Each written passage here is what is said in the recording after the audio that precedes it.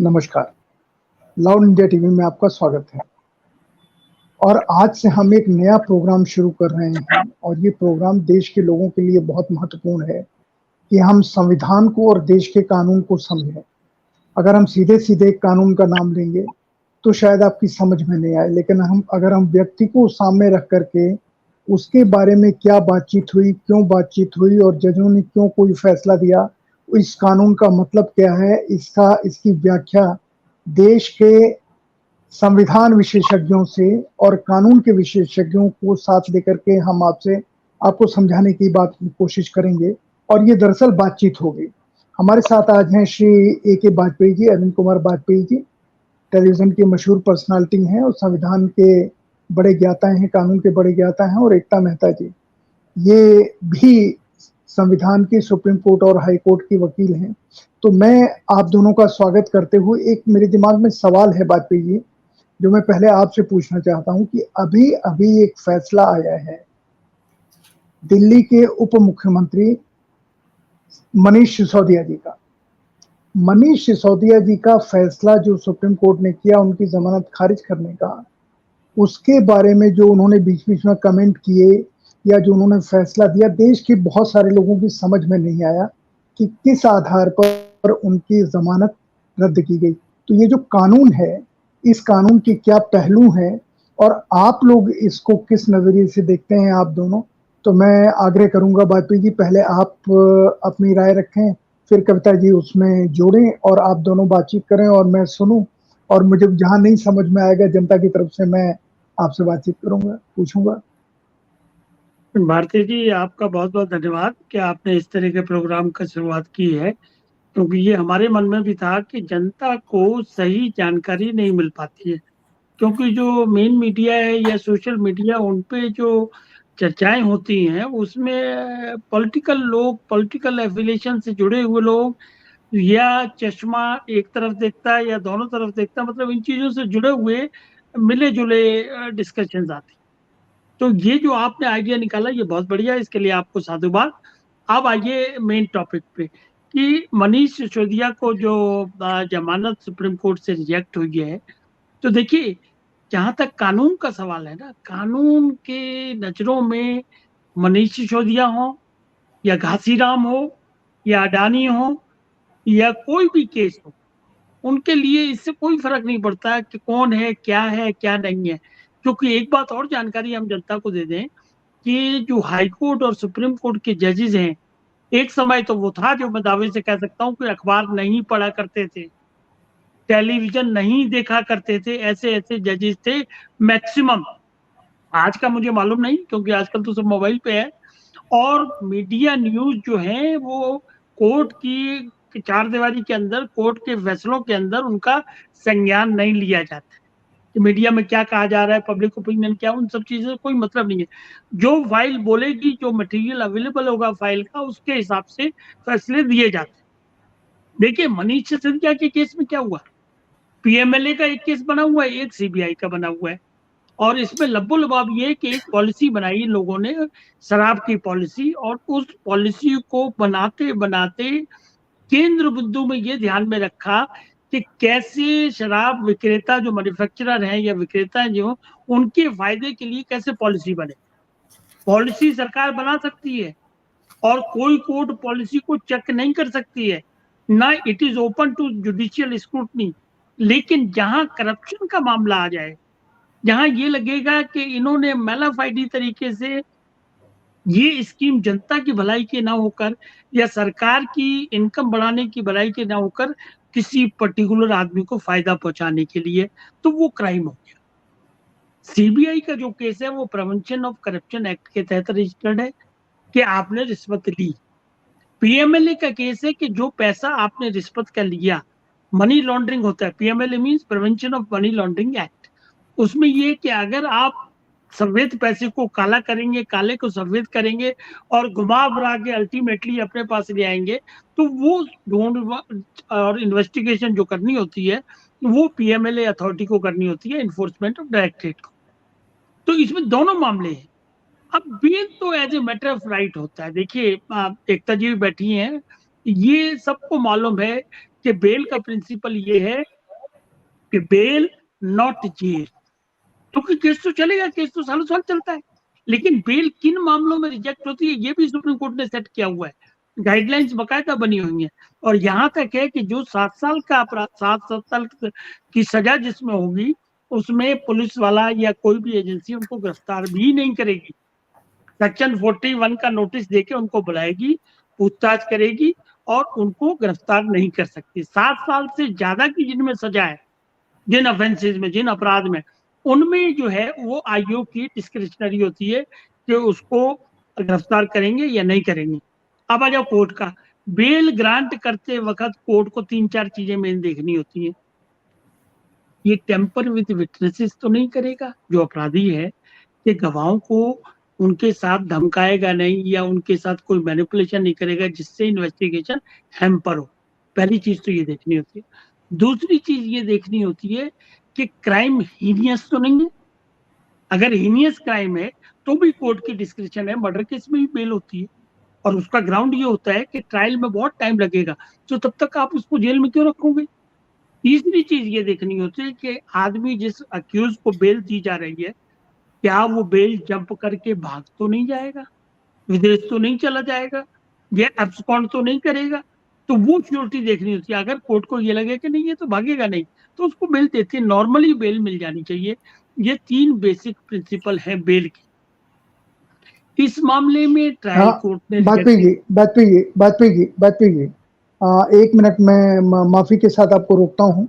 मैं सोचता हूँ यहाँ पर कविता जी का कमेंट ले लें फिर आगे चलें। कविता जी, आपका जी क्या सोचना है जो वाजपेयी जी ने एनालाइज किया कानून को, मनीष सिसोदिया केस को सामने रख के?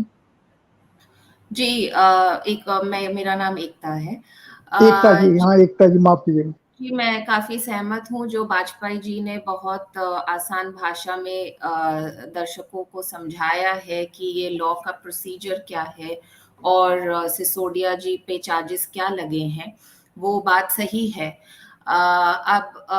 वो बात को आगे ले जाके मैं यही कहना चाहूँगी कि जब कोई भी कोर्ट बेल कंसिडर कर रही है तो सर्टेन पैरामीटर्स होते हैं, और इस केस में जो प्रिवेंशन ऑफ मनी लॉन्ड्रिंग के केस बने हैं जो ईडी इन्वेस्टिगेट कर रही है, वो लॉ थोड़ा सा अलग है, काफी ड्रैकोनियन लॉ है।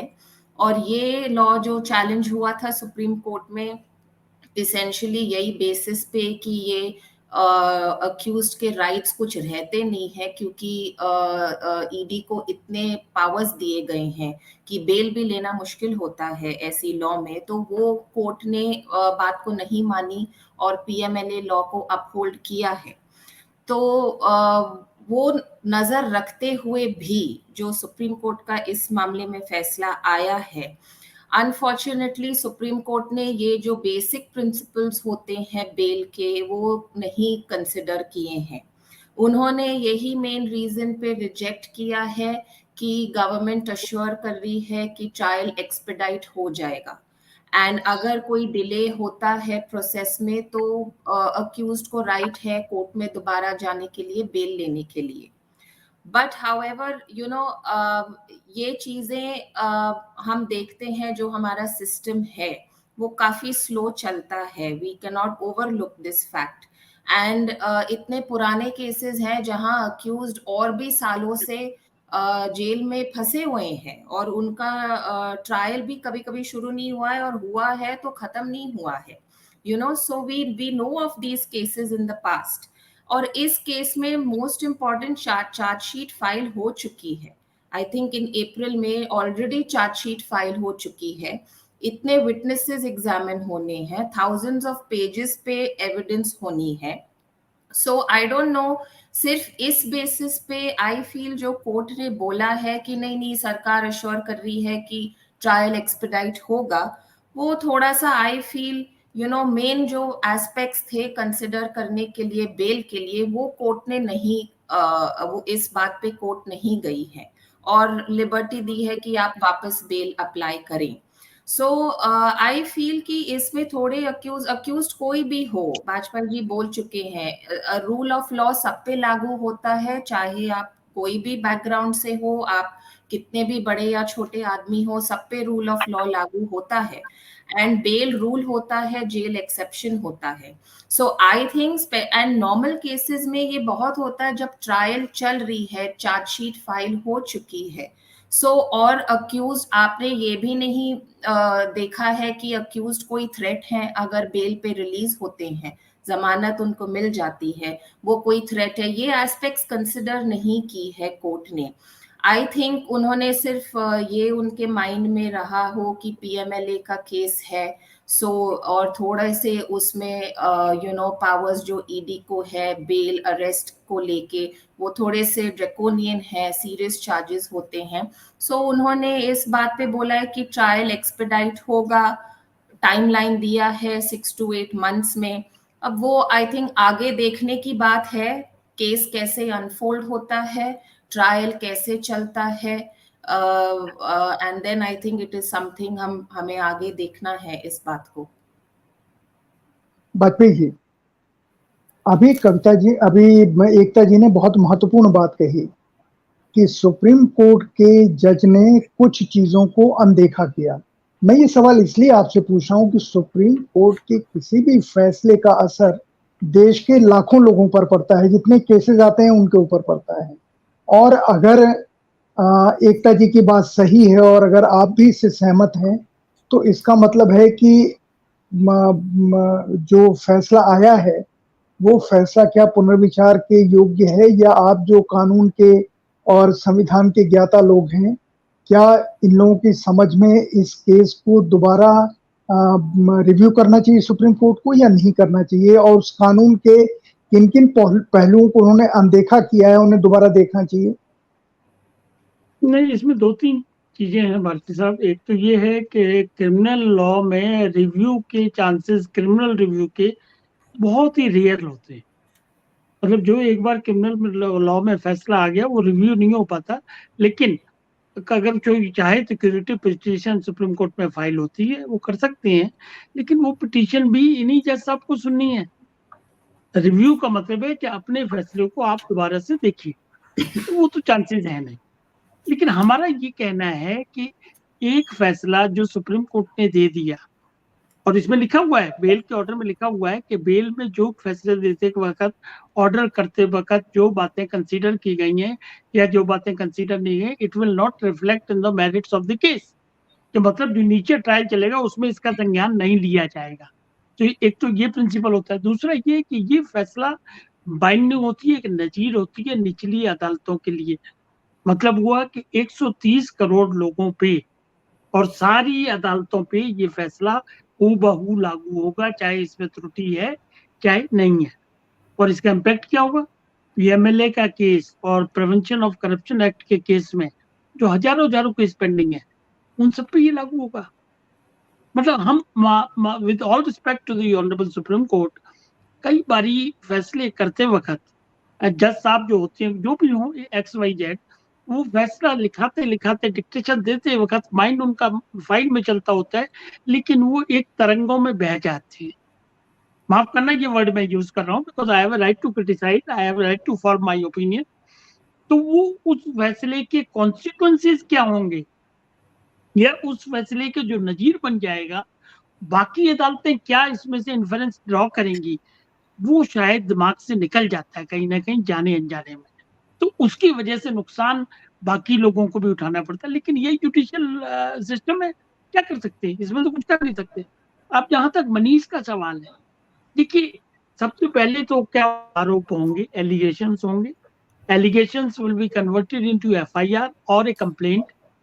और सीबीआई का जहां तक सवाल है, पहले प्रिलिमिनरी इंक्वायरी होती है.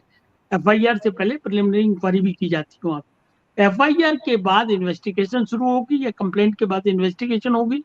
और उसमें अगर कोई मटेरियल मिलेगा, मटेरियल से मतलब एविडेंस कोई मिलेगा, तो उसको चार्जशीट फाइल की जाएगी. अदरवाइज ये इन्वेस्टिगेशन ऑफिसर की डिस्क्रिप्शन है कि वो क्लोजर रिपोर्ट लगा दे. मान लो किसी, जैसे ये एलिगेशंस आते हैं कि पॉलिटिकल वेंडेटा है, तो ये एलिगेशंस अगर हैं और इन्वेस्टिगेशन में अगर इन्वेस्टिगेशन ऑफिसर को कोई भी एविडेंस, क्लिंचिंग एविडेंस नहीं मिला, जैसे इसमें मनी ट्रेल की बात हो रही है, तो मनी ट्रेल इस्टेब्लिश नहीं हो पाई है, माफ करना. अगर नहीं है तो क्लोजर रिपोर्ट लगाइए, और लगाते भी हैं, सीबीआई भी लगाती है और ये ईडी भी लगाती है और दिल्ली पुलिस भी लगाती है, सब तरह की पुलिस लगाती है। और क्लोजर रिपोर्ट मान लो आईओ ने लगा दी तो वो कोर्ट को पावर है कि वो उस क्लोजर रिपोर्ट को एक्सेप्ट करे या रिजेक्ट करे। मतलब आईओ को खाली पावर नहीं है, पावर किसको, अल्टीमेटली कोर्ट को। तो वो एक्सरसाइज भी इसमें करने की नहीं सोची गई है, जबकि ऑन रिकॉर्ड 31,000 पन्नों की चार्जशीट है, 294 प्रोसिक्यूशन विटनेस है। तो इससे साफ जाहिर होता है कि कहीं ना कहीं कुछ ना कुछ तो है। और एक इंपॉर्टेंट पार्ट क्या है कि इसमें अप्रूवर बने हैं 4 लोग, सरकारी गवाह। अप्रूवर का लॉ ये होता है, सरकारी गवाह बनने का लॉ ये होता है कि जो एक्यूज है, मान लो 5 एक्यूज है, उसी में एक एक्यूज ने एप्लीकेशन कोर्ट के सामने लगाई कि sir I want to disclose true fact और इसलिए मुझे अप्रूवर बना दिया। तो कोर्ट उसकी एप्लीकेशन को कंसिडर करेगी और उसको अप्रूवर बनाने की परमिशन दे देगी। जब वो अप्रूवर बन गया तो केस में अब अक्यूज नहीं है, माफ करना, कोई ट्रायल नहीं चलेगा, वो खत्म, he is out of the case. And then वो इन्वेस्टिगेशन ऑफिसर को true facts of crime will disclose. इसमें 4 लोग सरकारी गवाह बने और खाली कहने से ट्रू फैक्ट्स नहीं हो, ट्रू फैक्ट्स अगर कहीं है तो उसको भी कॉरोबोरेट करना पड़ेगा। ये टेक्निकलिटीज ऑफ लॉ है, आम जनता नहीं समझ पाएगी, लेकिन जनता को ये समझना है कि खाली आरोपों के बेस पे न कोई आदमी को फंसाया जा सकता है, और जब तक एविडेंस नहीं होगा जिसका कि एग्जामिन कोर्ट करती है, पहली डेट पे ही डिस्चार्ज करती है। हमने देखे कई केसेस में, एकता जी ने भी देखे होंगे कि मजिस्ट्रेट कहता है चलिए यहाँ से डिस्चार्ज, कुछ नहीं है इस केस में।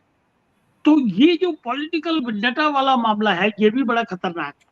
देखिए, भ्रष्टाचार को तो कोई भी सरकार हो, चाहे डेमोक्रेसी की हो चाहे अदरवाइज हो, लेकिन हमारे यहाँ तो डेमोक्रेटिक सेटअप है, तो भ्रष्टाचार की लड़ाई तो सबसे बड़ी लड़ाई होती है। लेकिन हम ये सिर्फ एक निवेदन करना चाहेंगे और जनता समझे उस बात को कि कोर्ट की इज्जत सबको करनी है, कोर्ट के फैसले सब पे बाइंडिंग है, चाहे वो गलत होंगे चाहे सही होंगे। इसीलिए 3 टियर सिस्टम बना हुआ है, निचली अदालत, हाई कोर्ट और फिर सुप्रीम कोर्ट। अगर एक जज से गलती हुई है तो वो दूसरा जज ठीक करेगा, दूसरे से गलती हुई है तो सुप्रीम कोर्ट सबसे बड़ी अदालत जो है वो उसको ठीक करेगा। न्याय की प्रक्रिया में किसी तरह की बाधा ना आए या न्याय मिलने में किसी तरह की किसी इनोसेंट के खिलाफ कोई चीज बन ना पाए, इसीलिए ये 3 टियर सिस्टम बनाया गया है। और हमें उम्मीद है कि पूरा न्याय 99.9% कोर्टों में किया जाता है और मिलता है लोगों को, तभी हमारा विश्वास कोर्टों के ऊपर है। हाँ, टेक्निकलिटीज ऑफ लॉ होती है, उसका बेनिफिट भी मिलता है, नुकसान भी मिलता है। एकता जी, आपसे मेरा सवाल ये, वाजपेयी जी ने जो कहा, मेरे दिमाग में फिर एक सवाल खड़ा हो गया।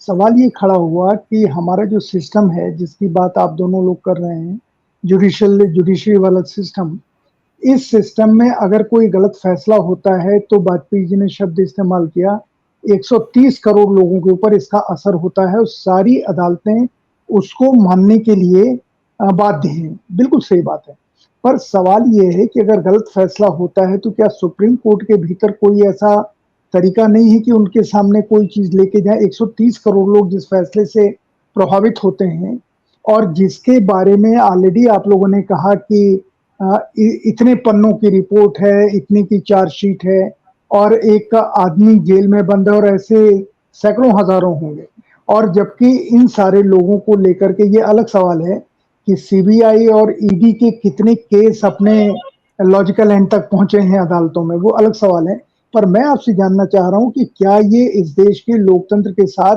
मैं लोकतंत्र शब्द इसलिए इस्तेमाल कर रहा हूं, वाजपेयी जी ने इस्तेमाल किया, और लोकतंत्र हमें ये अधिकार देता है कि अगर सुप्रीम कोर्ट भी कोई गलत फैसला करे तो हम इसके ऊपर चर्चा कर सकते हैं। हम उसे ये नहीं कहेंगे कि आपने जानबूझ के गलत किया, लेकिन हम चर्चा कर सकते हैं कि इसमें शायद कहीं ये चूक हुई जिसके बारे में हम बात करते हैं। आपका क्या इसके ऊपर मानना है? देखिए, जो I would just like to add, जो मैंने पहले बात की थी, जो सुप्रीम कोर्ट या कोई भी कोर्ट का जो फैसला होता है बेल के ऊपर, बेल कोर्ट का डिस्क्रिशन होता है। सो यस, एक लीगल पैरामीटर्स होते हैं जिससे कोर्ट गाइडेड रहती है बेल देना चाहिए कि नहीं देना चाहिए, जो वाजपेयी जी बोल चुके हैं। But at the end of the day उसमें कोर्ट का डिस्क्रिशन होता है। अब चाहे वो आपको सूट करे ना करे, आपके पास रेमेडीज है लॉ में, आप अपील करें, आप हायर कोर्ट में जाएं। इस केस में भी कोर्ट ने अपना डिस्क्रिशन यूज करके और उन्होंने जो डिसाइड किया है वो डिसाइड किया है। जो भी कोर्ट का डिस्क्रिशन है वो एज सिटीजन्स हमें उसका पालन करना है, highest court of the land है, उसे हमें रिस्पेक्ट करना है और उसको फॉलो करना है। अब जहां तक रही आपने पूछा जो सुप्रीम कोर्ट का फैसले की बात है और उसी में अगर उसका कोई डिसीजन को चैलेंज किया जाए, तो देखिए ये क्रिमिनल केसेस में जो बेल के मैटर्स होते हैं उसमें आप वापस सुप्रीम कोर्ट जाना कोई और उसके ऊपर कोई अथॉरिटी कोई कोर्ट नहीं है जहां आप जा सकते हैं। कोर्ट ने बोला है कि आप वापस ट्रायल कोर्ट जाएं, तो वहां पे जो भी रेमेडीज हैं वो पार्टी ले सकती है उस हिसाब से।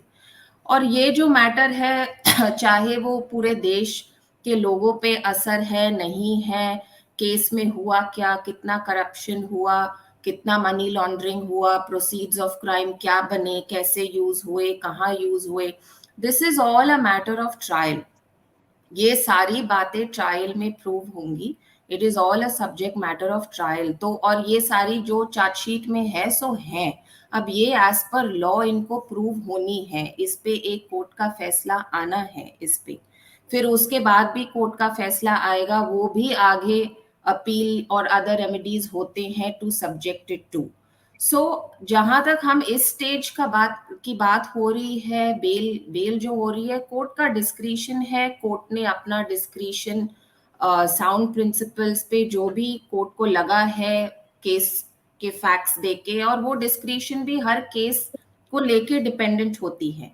Every facts of a case, her case अलग होती है, क्या हुआ, कैसे हुआ, अक्यूज्ड कौन है, कितना सीरियस है, कितना इनकार्सरेशन ऑलरेडी अक्यूज्ड अंडरगो कर चुके हैं, और स्टेज क्या है केस का। So after considering all these aspects court अपना डिस्क्रिशन एक्सरसाइज करती है।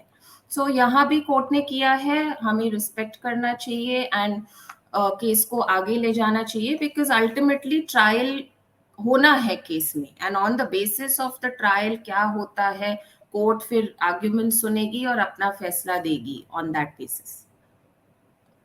बात यही है।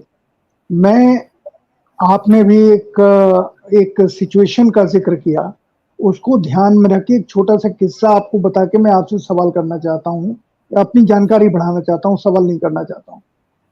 इस देश के एक चीफ जस्टिस हुए, उन चीफ जस्टिस के ऊपर हमारा अखबार चौथी दुनिया, उसके ऊपर मैंने खुद अपने नाम से स्टोरी की और मैंने लिखा कि इनके घर की हालत ये है कि इनकी पत्नी इनके ऊपर गर्म चाय का प्याला फेंक देती हैं, उनकी लड़की उनसे तमीज से बात नहीं करती है, उनके घर की हालत हमने रिपोर्ट की रिपोर्ट में। और वो जब घर से चिढ़ करके आते हैं, क्योंकि होता ये इन जजों को ये पता नहीं होता, इनके जो सिक्योरिटी ऑफिसर हैं ये सीधे होम मिनिस्ट्री को रिपोर्ट करते हैं और वो रिपोर्ट होम मिनिस्ट्री के पास लिखित पहुंची कि इनके घर का ये हाल है। तो वो जब घर से उस मानसिकता में निकलते हैं तो उनके फैसलों के ऊपर, क्योंकि हर आदमी इंसानी होता है, मानव होता है, कमजोरियां अच्छाइयां सब इंसान में ही होती हैं, चाहे वो जज की कुर्सी पर बैठा हो या अध्यापक की कुर्सी पर या वकील की आप लोगों की कुर्सी के ऊपर हो। तो वहां से जो निकलते हैं तो उनके फैसलों में कई लोगों ने देखा कि उस तरह की खींच दिखाई देती है जब वो घर से चिढ़ करके निकलते थे। कि आपने कहा कि तरंग में या लिखाते लिखाते आदमी कहीं का कहीं पहुंच जाता है, पर इसका असर आप ही ने कहा 130 करोड़ लोगों के ऊपर पड़ता है। तो आप जो संविधान और कानून के विशेषज्ञ हैं, आप लोगों को ये चिंता नहीं होती कि 130 करोड़ लोगों पर जिसका असर पड़ने वाला है, उन फैसलों को लेकर के कोई ऐसी मांग उठे, कोई ऐसी बात हो। मैं मनीष सिसोदिया केस की बात नहीं कर रहा हूं, मैं एक जनरल बात कर रहा हूं कि जिससे कानून का सही फायदा इस देश के लोगों को हो और उन्हें पता भी चले कि ये चीज क्यों ऐसे हो रही है। देखिए ऐसा भारतीय साहब, आपने सिस्टम की दुखती रग पे हाथ धर दिया है। ये दुर्भाग्यपूर्ण है, ये सच्ची बात है, ये दुर्भाग्यपूर्ण भी है। लेकिन रिफॉर्म्स होते हैं हर जगह, सोसाइटी में रिफॉर्म्स होते हैं, जुडिशियल सिस्टम में भी रिफॉर्म्स हुए, जैसे कॉमर्शियल लिटिगेशन में आर्बिट्रेशन आया है। एकता को मालूम है अच्छी तरीके से कि आर्बिट्रेशन का सिस्टम पहले नहीं था भी तो बहुत लिमिटेड था, लेकिन रिफॉर्म्स करते करते आज की डेट में जो आर्बिट्रेशन है या मीडिएशंस का जो सिस्टम आया या लोक अदालत का जो सिस्टम आया, वो सारी चीजें डिमांड है, वक्त की डिमांड है। इसी के चलते इस सरकार ने एक सिस्टम किया है कि वो सारे लॉज को जो है ना तरीके से मॉडिफाई करके अमेंड करके क्रिमिनल लॉ भी कर रही है, एविडेंस एक्ट भी कर रही है। देखिए, इस पे भी सोचना चाहिए कि बेल, अभी एकता जी ने बिल्कुल सही बात बताई कि डिस्क्रिशन है, लेकिन discretion should be exercise Fairlie. जब डिस्क्रिशन वर्ड आएगा तो उसके साथ ये वाक्य भी जुड़ेंगे। अगर डिस्क्रिशन तो ऑफिसर्स को भी है सरकार के, अगर वो डिस्क्रिशन का सही इस्तेमाल नहीं करेगा, फेयरली एक्सरसाइज नहीं करेगा, then his action is challengeable.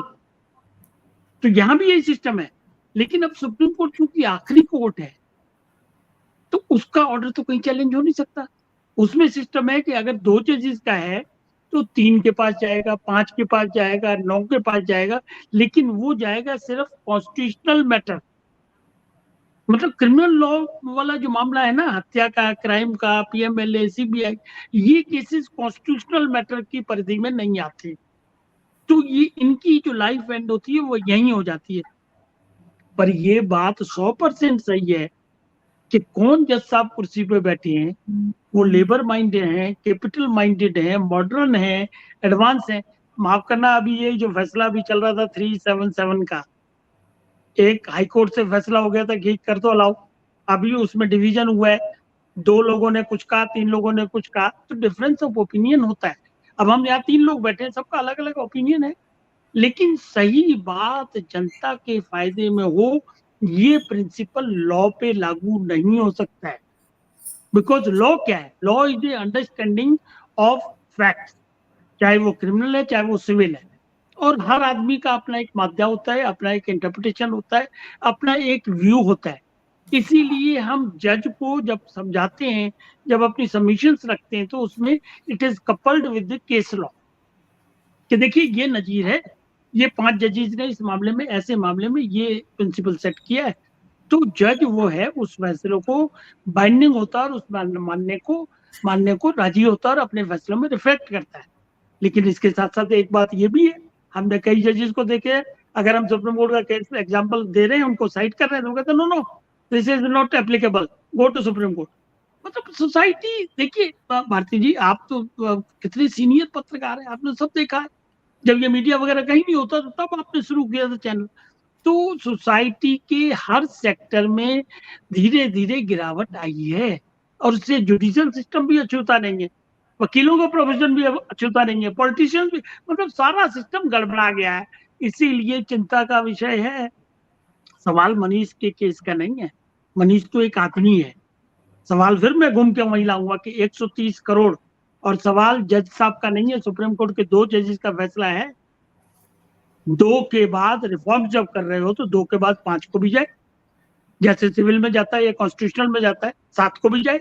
अगर 2 से गलती हुई है या रॉन्ग इंटरप्रिटेशन समझ उनकी है, तो ultimately because it will affect 130-140 crore लोगों को, जो ये नजीर बन गई है, इसके लिए सोचना तो पड़ेगा। और सोचने के लिए वकील और पत्रकार, ये 2 ऐसी क्लास हैं जिनकी ये जिम्मेवारी है कि डेमोक्रेटिक सेटअप में सही को सही कहें और गलत को गलत कहें।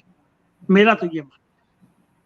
जी एकता जी, मैं आपको एक जानकारी दे दूं, आपके मन में सवाल उठेगा कि जिन चीफ जस्टिस का मैंने जिक्र किया भारत सरकार के, वो भारत के मुख्य न्यायाधीश का, सुप्रीम कोर्ट के, मैंने ये स्टोरी उनकी कुर्सी पे रहते हुए की थी, उनके रिटायर होने के बाद नहीं की थी। वो कुर्सी पे थे तब मैंने ये स्टोरी की, और लोग उनके पास स्टोरी लेके गए, उन्होंने उसमें मुझे नोटिस देने या जिसको कहते हैं मानहानि की बात करने की बात नहीं की थी। बस इतना मैं जिक्र करके दर्शकों, मैं आपसे ये जानना चाह रहा हूँ कि आपने एकता जी की बात सुनी, आपने वाजपेयी जी की बात सुनी, और ये नया कार्यक्रम हमने शुरू किया है। मैं आपसे ये अनुरोध करता हूँ कि आप हमें राय दें कि हम ये कार्यक्रम देख के आपको कैसा लगा, और ये कार्यक्रम हम आज 10 बजे रात के हम आप बात कर रहे हैं। हम किस दिन और किस समय इस प्रोग्राम के ऊपर बातचीत आपसे करें, हम आपकी राय चाहते हैं, क्योंकि लाउड इंडिया आपका चैनल है और लाउड इंडिया के ऊपर आपके ही सवाल, वो सवाल जो सही हैं उनको हम उठाने की कोशिश करते हैं और आपके हिसाब से करते हैं। आपके हिसाब का मतलब हम जो सही होता है उसी को उठाते हैं और जो गलत होता है उसे नहीं उठाते हैं। इसमें हम थोड़ा-सा अपना दिमाग लगा लेते हैं, पर वो आपकी प्रतिक्रिया के आधार पर।